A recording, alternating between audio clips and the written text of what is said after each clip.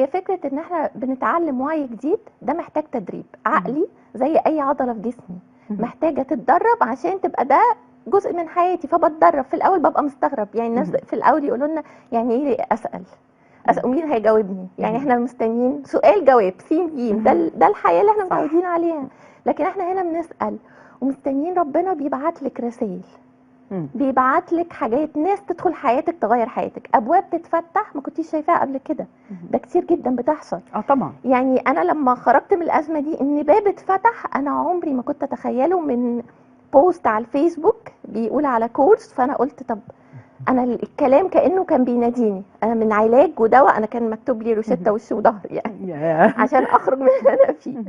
فانا حسيت ان دي اجابتي، لان انا خرجت من حته ان انا خلاص هو ده حالي، انا هاخد دواء واوقف بقى على كده لغايه بقى تتحل بقى من عند ربنا. لا، انا عايزه اخد اكشن، انا معتمده على ربنا طبعا، ولكن عارفه ان في حاجه تغير اللي انا فيه. فده اللي انا عملته، وده كان بدايه الطريق. فدي كانت رساله.